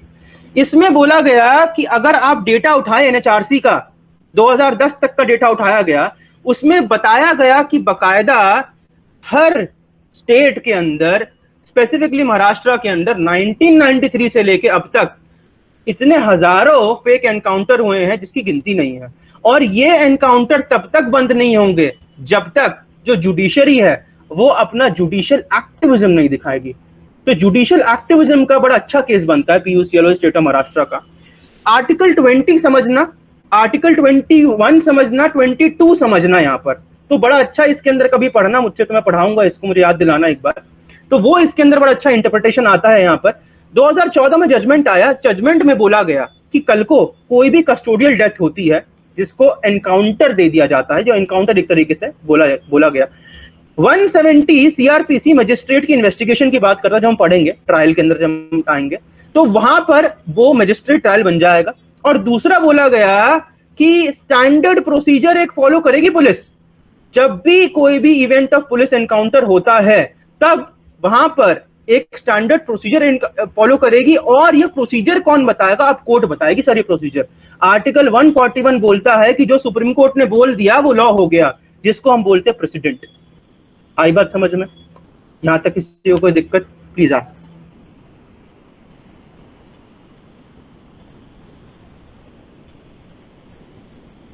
ठीक, अब सुप्रीम कोर्ट गाइडलाइंस 2014 की क्या बोलती हैं? 16 गाइडलाइंस लेट डाउन करी गई और बोला गया कि जब भी पुलिस एनकाउंटर करेगी या इन्वेस्टिगेट करेगी पुलिस एनकाउंटर के लिए, तो ये गाइडलाइंस एक स्टैंडर्ड प्रोसीजर की तरह वर्क करेगा, जिसके अंदर दीज आर द गाइडलाइंस। पहली बात, जब हम टिप ऑफ की बात कर रहे थे 150 के अंदर, अगर आपको अभी हमने पढ़ा है CRPC में, तो यहां पर जो इंटेलिजेंस का टिप ऑफ आपके पास आता है, आपको उसकी राइटिंग या फिर इलेक्ट्रॉनिक फॉर्म में रिकॉर्डिंग रखनी होगी, ठीक है, जिसके अंदर सस्पेक्ट की लोकेशन डिटेल्ड में रिवील होगी। Registering of FIR, tip of के ऊपर पहले आप FIR रजिस्टर करेंगे, उसके बाद आप जाके कोर्ट के अंदर अपना जो भी काम करना है वो करोगे। इंडिपेंडेंट प्रूफ, कल को अगर डेथ हो जाती है किसी इंसान की तो CID के पास हम भेज देंगे, इसकी इन्वेस्टिगेशन जो भी सीनियर ऑफिसर है पुलिस का, उसको इसका जवाब देना पड़ेगा। दूसरा, मैजिस्ट्रियल प्रूफ 170 के अंदर बताया कि अब जो है यहाँ पर मैंडेटरी कर दी गई कि अगर ऐसा कोई भी इनकाउंटर होता है, इंक्वायरी बैठेगी, इंक्वायरी के अंदर रिपोर्ट सबमिट करेगा judicial magistrate. Inform NHRC national human rights commission के अंदर इसकी इंफॉर्मेशन जाएगी, चाहे आप नेशनल भेजे चाहे आप स्टेट के अंदर भेजे, इमीडिएटली जब डेथ आप रिपोर्ट करवाते हो तो। दूसरा, कल को जो अब तुम्हारी कहानी शुरू होती है कि तुम कहते हो कि सर पैर पे गोली मारनी होती है, हाँ पैर पे गोली मारनी होती है सबसे पहले, उसके बाद आप बॉडी के ऊपर शूट कर सकते हैं, ठीक है। पैर पे गोली मारी और आपने जब वो गोली मार दी तो आपके पास, मतलब पुलिस के पास, ये एक तरीके की ड्यूटी है कि वो तुरंत उसको इंजर्ड विक्टिम या क्रिमिनल को मेडिकल ऑफिसर के पास लेके जाके और सर्टिफिकेट ऑफ फिटनेस बनाए और उसे ड्यू मेडिकल एडवांटेज दे। दूसरी बात, किसी भी तरीके की डिले नहीं होगी यहाँ पर FIR फाइल करने में, पंचनामा स्केच वगैरह करने में, यहाँ पर हम किसी भी तरीके की डिले नहीं चाहेंगे। दूसरा, send report to the court, जब आपकी इन्वेस्टिगेशन यहाँ पूरी कर देगा ये, है ना, प्रोब पूरा हो जाएगा तो आप कोर्ट में भेजेंगे। दूसरी बात, जब आपने डेथ कॉज कर दी किसी टेररिस्ट की या किसी की भी पुलिस कस्टडी के अंदर, तो अर्लीस्ट टू अर्लीस्ट आप उसके रिलेटिव को, माँ बाप को, भाई बहन को, जिसको भी है, बीवी को बताओगे, ठीक है। रिपोर्ट सबमिट होगी बाय एनुअल स्टेटमेंट, मतलब जितनी भी एनकाउंटर किलिंग्स हुई हैं NHRC को साल में 2 बार इसका पूरा डाटा भेजा जाएगा, ठीक है। प्रॉम्प्ट एक्शन मतलब कि यहां पर जो भी ऑफेंस IPC का लगता है आपके ऊपर, वो तो हम बताएंगे। दूसरा, डिसिप्लिनरी एक्शन भी आपके अगेंस्ट लिया जाता है, जिसमें बोलते हैं कि अगर आपको बैच ऑफ ऑनर मिलना होता है तो बैच ऑफ ऑनर छिन जाते हैं, ठीक है। And if you are found guilty for this offence, तो जैसे हमने बात करी कल्पेबल होमोसाइड का आपके ऊपर चार्ज लगता है। अब कंपनसेशन, अगर 357A ब्रिलियंट सेक्शन जो कंपनसेशन की बात करता है, विक्टिम कंपनसेशन यहाँ डिफाइंड है, आगे पढ़ेंगे हम जब पढ़ेंगे ऑफेंसेस में, तो विक्टिम कंपनसेशन यहाँ पर जो है वो स्टेट देगी। I repeat, victim compensation state देगी जिसको आपने फेक एनकाउंटर में मारा है। सरेंडरिंग वेपन्स, जिस तरीके से, जिस वेपन से आपने मारा है, फॉर द फोरेंसिक एनालिसिस, और these weapons shall be surrendered for ballistics and forensics, ठीक है। लीगल एड प्रोवाइड करोगे। लीगल एड किसको? जिसको मार दिया है ना, जिसको आपने मार दिया, अगर वो गरीब है, उसका कोई नहीं है, तो फ्री लीगल एड का कॉन्सेप्ट 39A के अंदर जाना, संविधान के अंदर वहां बता रखा है। प्रमोशन, अगर किसी का आउट ऑफ टर्न प्रमोशन होने वाला, और इस चीज को इंपॉर्टेंस देना आप कि प्रमोशन के लिए एनकाउंटर बहुत देखे गए हैं, और इसके लिए मूवी आई तुम्हारी जॉली LB2, क्लियर बताया गया उसमें, ठीक है ना। प्रमोशन के लिए, आउट ऑफ टर्न प्रमोशन के लिए या इंस्टेंट गैलेंट्री अवार्ड के लिए आप एनकाउंटर किलिंग करते हो, तो ये सब कुछ रुक जाएगा। आखिरी चीज ग्रीवेंस रेड्रेसल की बात करते हैं। फैमिली जो है विक्टिम की, अगर उसे कुछ नहीं मिल रहा तो वह सेशन जज के पास जाए, जो भी उस टेरिटरी के अंदर है। कंसर्न सेशन जज मेरिट्स ऑफ द कंप्लेंट के ऊपर ग्रीवियंस रेज्ड एड्रेस करेगा। आई बात समझ में? किसी को कोई दिक्कत? अब मुझे बताइए कि आपने जो केस पढ़े, जो हमने फैक्ट डिस्कस करे, एक तो आपका हैदराबाद वाला और दूसरा आपका विकास दुबे वाला, क्या लगता है इतनी 16 गाइडलाइंस का क्या हुआ? फॉलो हुई कि नहीं हुई? सिर्फ ये सब नो बताओ मुझे। हाँ जी, आंसर।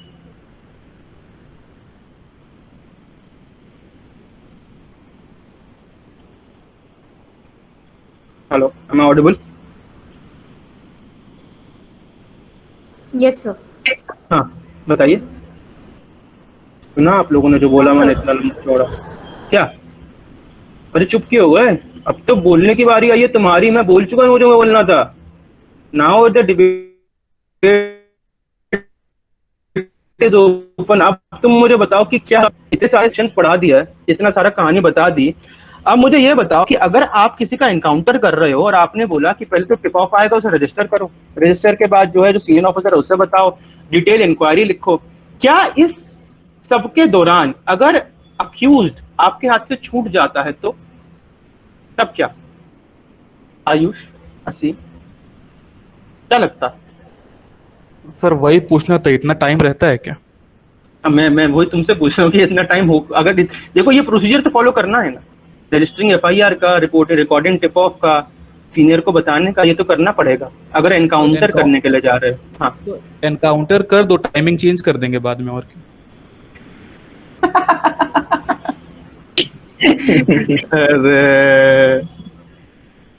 और बताए भाई ह्यूमन राइट्स वाले, अब आपकी कहानी शुरू होती है यहाँ से। मैंने लॉ बता दिया आपको, ये लॉ है। हाँ क्या लग रहा है आपको, क्या हो रहा है? सब पूरे प्रोसीजर तो फॉलो नहीं हो रहे थे, गाइडलाइन सारी फॉलो नहीं की जाती। बाकी लोग, girls out here, please speak out your words now. Now this is ending and I want you to discuss.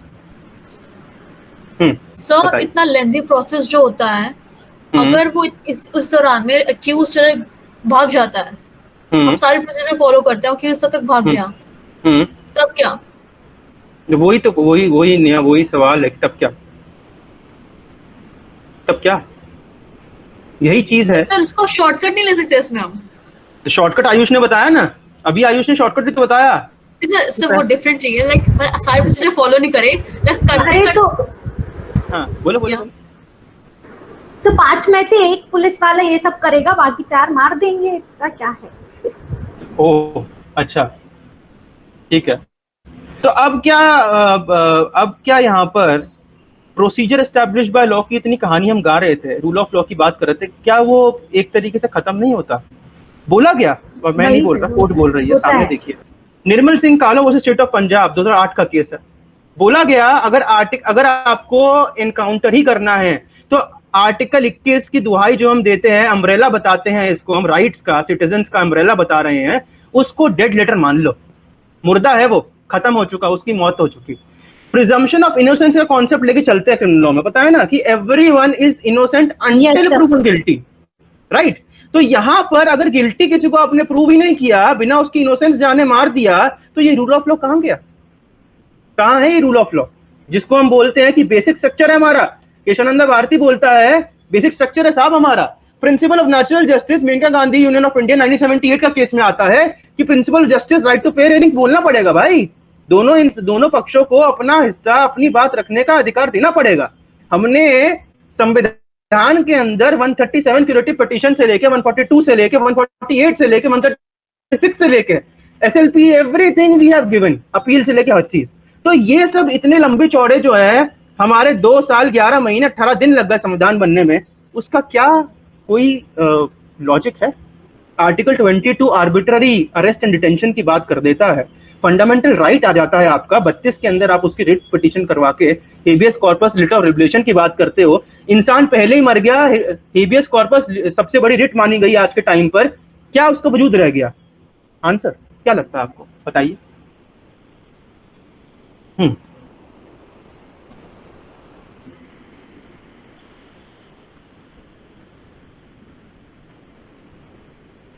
Sir आपने जो सब बोला वो सही है, बट कभी सर्कमस्टांसेस को भी लेके चीजें चलती हैं। लाइक उस टाइम ऐसे सर्कमस्टांसेस बन गए कि वी उनको बाकी सब फॉलो नहीं कर सकते। They have to do instant action, they have to follow it instantly because there are exceptions for everything. हम सब कुछ टू द डेट फॉलो कभी कर नहीं सकते, वो पॉसिबल ही नहीं है, चेंजेस आते हैं। कितने लोग एग्री करते हैं बात से, ये वाली जो बोला अभी? How many of you agree to this term, this concept which he has just said? Yes? Yes. कोई बताना चाहेगा? Yes sir. Agreed. Okay. Sir इसमें जैसे बोला कि इनकाउंटर करने से पहले आपको ये सारी फुल करना है, पर लेकिन ये लोग तो ऐसा सर्कमस्टेंस क्रिएट कर देते हैं कि पहले हम इनकाउंटर नहीं कर रहे हैं, वी आर ओनली प्रोसेस से चल रहे हैं, और उसमें इन लोग ने स्टार्ट करा पहल और हमने in order to save that person ये सारी चीज हो चुकी है। तो लास्ट में वो लोग मेडिकल ऑफर करते हैं, पर लेकिन वो बोलते हैं कि उसको लग गई और मार के वो जानबूझकर ही ऐसा मारते कि वो मेडिकल तक भी नहीं मिल पाए। और फिर सेकेंडली उसकी फिर जो प्रोसेस जो होती है वो फिर क्लीन चिट मिल जाती है, जैसे हैदराबाद वाले में मिला। और सर्टनली पब्लिक भी अप्रिशिएट करती है इन सब चीजों को, जैसे हैदराबाद वाले में हुआ तो सब अप्रिशिएट करे कि अच्छा ही हुआ। और फिर देन ये कानपुर वाला केस, उसमें भी अप्रिशिएट ही किया रहा है लोगों ने कि इसके ऊपर इतने सारे केसेस थे और इसमें पॉलिटिकल भी इन्वॉल्व हुए थे कि उसको सारी चीजें डिटेल पता थी इनसाइड द पॉलिटिक्स। तो पॉलिटिकल वाले भी उसको राइट होने नहीं दे रहे और क्लीन चिट और सब मिला रहता है। ये लॉ का वायलेंस है। अच्छा ये लॉ का वायलेंस है, अच्छा ठीक है। तो और सर समवॉट लाइक ना जुडिशरी में भी है कि वो लोग इन्फोर्स नहीं कर पा रहे इतने सारे केसेस, तो प्रोसेस तो दे रहे हैं। मेरे ख्याल से मैंने लकूना का पैराग्राफ इसलिए नहीं डाला, वरना हमेशा मैं डालता हूं क्योंकि लकूना मुझे जानने हैं आप लोगों से कि क्या जो प्रोसीजर है is it too lengthy? Yes sir. And this is procedure of justice. क्या जस्टिस का प्रोसीजर बहुत लंबा है इंडिया के अंदर? सर इंडिया के अंदर जस्टिस का प्रोसेस बहुत लंबा है और डिले बहुत ज्यादा हो जाता है जब तक जस्टिस मिलता है। तो इसलिए आजकल लोग अप्रिशिएट करते हैं अगर पुलिस खुद से किसी को एनकाउंटर कर दे, तो इसलिए ये सारी चीजें होती हैं। टाइमली जस्टिस डिलीवर कर पा रहा है अपना जुडिशियल सिस्टम। दूसरा है ये उनका ड्रॉबैक। एक साइड तो ये तुम्हारा हो गया, दूसरी साइड ये बताओ कि अगर आप कहते हो कि everything should be based upon the fast trial, है ना, और फास्ट ट्रायल को हम यहाँ सेल्फ ट्रायल बोल देते हैं, तो क्या इस सेल्फ ट्रायल का मिसयूज नहीं होगा? जैसे कि जॉली एलिवरी 2 में दिखाया गया, किसी को कुछ बना के मार दिया प्रमोशन के लिए, तो क्या ये चीज भी गलत नहीं है? सब मोस्ट ऑफ टाइम मिसयूज ज्यादा होता है। हाँ क्या बोल रहे हैं आप? Sir most of time misuse ज्यादा होता है चीजों का, प्रोसेस का। अब जैसे हमने कहा था, आपने बोला प्रोसीजर फॉलो करना चाहिए बिकॉज इट्स अ लॉ। हमने प्रोसीजर कोई रीजन से बनाया है, because everything should be examined, then it should be put before people. But the thing is, लोग उसका मिसयूज करते हैं हर जगह पे, हर चीज में हर लेवल से मिसयूज होता है। अब उसको कैसे सॉल्व करना मेन चीज है। सर हाँ बोलिए। हेलो हाँ बोलिए। सर मैं आपकी बात में एग्री हूँ। अभी कुछ समय पहले का एक मतलब आप कभी YouTube पे सर्च करिएगा, एनकाउंटर ऑफ भोपाल जेल से सीमी के 4 से 3 आतंकवादी भागे थे, तो उनकी एक वीडियो लीक हो गई थी। उसमें जो खाने के बर्तन हुआ करते थे उनसे उन्होंने चाकू वगैरह बना के, चादरों की रस्सी बना के वो जेल से भागे थे और उसमें एनकाउंटर कर दिया गया था। लेकिन जो एक आतंकवादी था उसके पीठ में गोली लगती है और वो बहुत समय तक जिंदा रहता है। तो उसको सर जैसे हमने बताया था कि मेडिकल उसके लिए ले जाना चाहिए था, लेकिन वो वीडियो में भी कह दूं ये वाली चीज कि उसका हाथ अप एंड डाउन कर रहा है, वो हिला रहा है कि बचा लो करके, लेकिन उसमें पुलिस वाले उसको मार देते वापस गोली से। ओके तो सर मिस यूज होता है इस चीज का बहुत ज्यादा। ठीक है, तो anyone else who has to say anything? कोई कुछ कहना चाहेगा? सर लोग ज्यादा एनकाउंटर को अप्रिशिएट करते हैं क्योंकि लोग को इंस्टेंट जस्टिस चाहिए। जस्टिस चाहिए, बट लेकिन सवाल लॉ ये के होता थ्रू है जाएंगे। कि जस्टिस जो टर्म है, देखो मैंने तुम्हें याद करो एक चीज बताई थी जस्टिस और इक्वालिटी के बीच में, किसी को याद है difference between equality and justice? Yes sir. Yes sir. देखो इक्वालिटी क्या हुआ कि अभी कोविड-19 चल रहा है, बस मैं इसके बाद खत्म करूंगा, मैं आपका टाइम ज्यादा नहीं लूंगा। इक्वालिटी क्या हुआ कि अगर कोविड-19 चल रहा है तो गवर्नमेंट ने स्कीम निकाली फ्री राशन की। फ्री राशन में बोला 1 किलो चावल और 4 किलो आटा, ठीक है? तो चाहे यहाँ एक्स आए, वाई आए, जेड आए, सबको सेम मिलेगा। अब ये इक्वालिटी है। जस्टिस समझना क्या है? जस्टिस क्या होता है कि एक्स वाई जेड है, एक्स अकेला रहता है तो उसने कहा कि साहब मेरे को 1 किलो आटा और 1 किलो चावल दे तो बहुत है। ये कहता है मेरे 2 बच्चे हैं, एक बीवी है, 4 लोग हैं, तो 1 किलो आटा 4 किलो चावल दे दो, इसमें काम करा लूंगा। जेड कहता है कि साहब हम तो मियाँ बीवी भी हैं, तो वो क्या कह रहा है कि यहाँ पर मेरे को 2 किलो आटा और 4 किलो चावल दे दूं। तो ये वाला जो कॉन्सेप्ट है, दिस इज जस्टिस। आई बात समझ में? हेलो? Yes sir. आई बात समझ में? जस्टिस क्या होता है? तो ये जो जस्टिस है ना यार, ये जस्टिस का अधिकार हमने जब हमने गवर्नमेंट मतलब जब हमने बताया 3 टायर्स ऑफ गवर्नमेंट, तो उसमें जस्टिस का अधिकार हमने दिया था कोर्ट्स को। अगर कल को एग्जीक्यूटिव अपने हाथ में जस्टिस ले लेगा तो यहाँ पर रूल ऑफ लॉ के साथ सेपरेशन ऑफ पावर का भी खंडन होता है एक तरीके से। तो separation of power, rule of law, basic structure बताया गया संविधान का। तो ये बेसिक स्ट्रक्चर अगर टूट जाएगा तो जैसे आप लोग बोल रहे थे कि ये एक तरीके से तालिबानी या अगर मैं बोलूँ इंग्लिश में आर्बिट्ररी है ना, या फिर एक तरीके से जो है ये बन जाएगा, जो गलत होगा। तो ये परसेप्शन पे है, changing times, changing perception and how things are changed, इस पे हम समझते हैं। तो this is how your concept of encounter was. Now it is up to you how आपको अच्छा लगा। मैं आगे के भी क्लासेस ऐसे ही पढ़ाऊंगा। सीआरपीसी का कोर्स के बारे में बता देता हूँ। सीआरपीसी 1 और 2 जुडिशरी में जो आता है और जो आपके कॉलेज में आता है वो दोनों रहेंगे इसमें, और करीब 25 से 30 क्लासेस में मैं कवर करूंगा। ये 50 डेज मैंने इसका टाइम पीरियड रखा है, and I am planning to start this course from either 5th or 6th of July. So those who are interested, I think they can they will be getting the link for registration. The fees is for 2500 plus I have also on a personal front एक offer मैं निकाला है refer and earn का. So if you're getting anyone by referring your name, you will be getting a discount of ₹100 for every referral. Okay, so thank you for joining me today. I hope it was an enlightening session, and kindly put in your reviews with the organizers and have a nice day. Thank you, sir. Thank you, sir. Thank you so much. Thank you, sir. Thank you so much, sir. Thank you, sir. Thank you, sir.